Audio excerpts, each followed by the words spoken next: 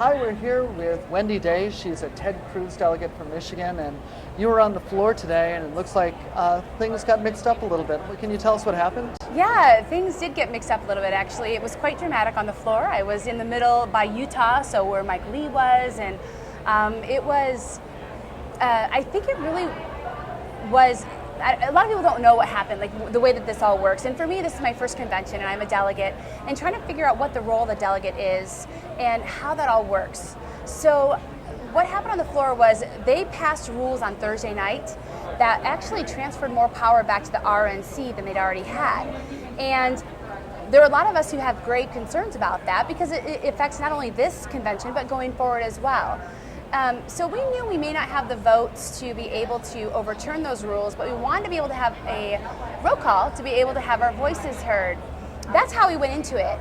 But I'll tell you that after kind of being down there on the floor and looking around at all the chaos, I was so much more committed to this cause when I turned around and actually saw Governor Jan Brewer from Arizona sitting in the stands with the alternates, loudly and passionately voting on those voice votes when they had no right to be doing that. They were alternates, and the alternates had been asked to be quiet so that the delegates who'd been duly elected by the people in their states could vote on those important issues. And the rules are so important.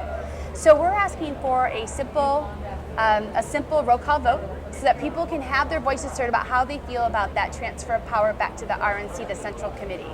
So what happens now? Well, we'll see. You know, there was a kind of a complicated process that we had to go through to be able to even have that motion made. Yeah. And we actually met their threshold. I'm not sure if they were doing Common Core math or what, but we met that threshold. So we're going to be going back and reminding them about that and hopefully be revisiting this issue, because really it has implications. If the delegates are going to show up and they don't have a voice, then why are we here? I mean, Cleveland's beautiful. We're so excited to be in Cleveland, but beyond that, why are we here? So you've been here at the convention for one day. You said you're a first-time delegate. What have you learned about the political system that you might not have known when you first ran for a delegate? Sure.